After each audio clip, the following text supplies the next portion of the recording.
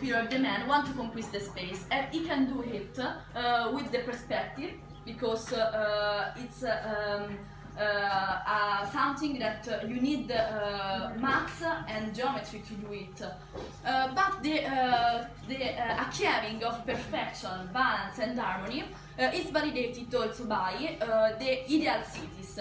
What are ideal cities? Ideal cities are cities taught on the base of very precise geometric and mathematical relationships. Lot of ideal cities remained pieces of paper, while Rossellino, that is the disciple of Leon Battista Alberti, did it. He realized a city, that is the city of Pienza in Italy, in Toscana, that is organized on the base of very precise geometric and mathematical relationships. How can you see in the picture? This is the square of Pienza, and it's organized on the base of geometrical parameters.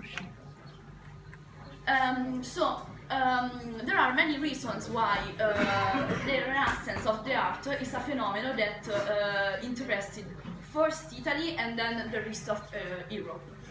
It is because the Republican liberties permits to people to express his mind, and moreover, in Italy, the studies about the Roman law and the presence of lot of classical texts in Italian libraries allowed a lot of people to express their mind, and a lot of artists could do their best because they was free of think and of express their mind. Another reason is because in Italy there were a lot of bottegas, and So in Italy there was a greatest number of ancient texts, and the studies of Roman law was intenser than in other parts of Europe.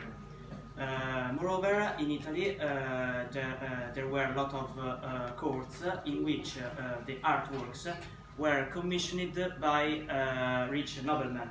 Entertaining artists in their own court was something which brings in prestige and value. In the end, in Italy, in particular in Florence, there were a lot of bottegas. Bottegas were places where artists recite their formation, be it intellectual, the human, the artistic one. And then it is important to underline that art and craft weren't completely separated. In fact, shops became artistic and cultural places.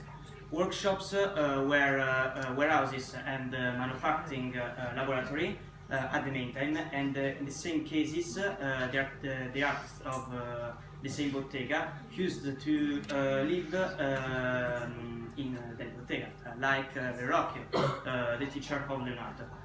And then it's important to remember that between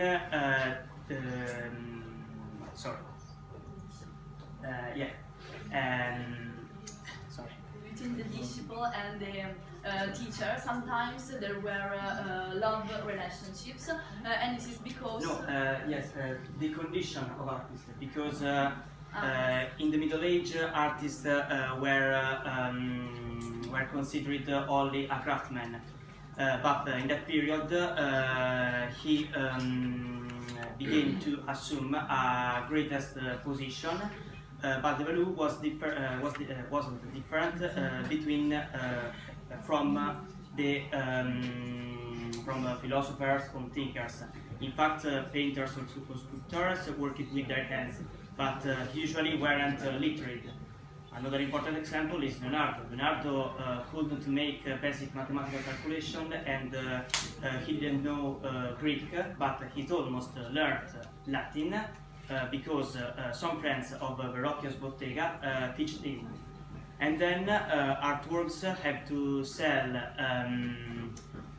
by artists on shops, and They were situated on ground floor of buildings, yeah. And then artworks were displayed on porticos, and shop used to sell the same goods. And it is important that in this period there are some artists that weren't in the same level.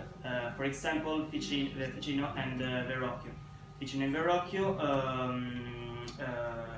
were an anecdote. Yeah, an anecdote.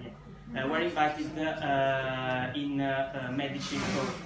Practically, Ficino entertained the noblemen with philosophical speeches, and while Verrocchio realized sculptures and painting for the family. To thank Ficino, Medici donated him a great villa in Careggi, while Verrocchio wasn't even paid. Yeah. And then between the teacher and disciple are two links. In fact, in most cases, it is difficult to recognize the end of the teacher or disciple one. And disciple use the not his name, but the name of given by the teacher. Yeah. And in this period, there are two important bottegas, the bottegas of Verrocchio's and Pinturicchio's one. Leonardo da Vinci was the most important artist of Verrocchio's bottega, but there is another important artist of Verrocchio's bottega, Perugino. In fact, in our National Gallery, there are a lot of artworks of Perugino, and in these artworks there are some common traits with Leonardo and Verrocchio, like the higher perspective. Yeah. And teachers and disciples are two linked, and it is said between Verrocchio and Leonardo da Vinci was also a love relationship. This Freud, many years later, in 1910, exposed this theory in his essay, Leonardo da Vinci and the Memory of His Childhood. This is an essay based on a psychoanalytical study based on Leonardo's art. It is not about Leonardo. It is not about Leonardo's art, but is Leonardo himself. Freud was so has a huge admiration for Leonardo because they also, both of them haven't got their fathers were absent. Leonardo in the Codex Atlanticus recounts being attacked by a vulture, and Freud thinks that the action of receiving in the mouth the tail of this vulture were due to the reveals also a passive and feminine attitude which anticipate the future homosexuality of Leonardo. Freud wanted to show us some aspect of Leonardo instability, like the tendency to leave all of his works unfinished, and the tendency to, for example, bring out the birds at the market and setting them free. And then Leonardo thinks that the men were the worst wild kind of beast, and he condemned also war and bloodshed. Leonardo represents the cool reputation of sexuality. He did not love and hate, but he asked himself the reasons for what to love and what to hate, because it was behind the love and the hate. So we can say that Leonardo has investigated instead of loving.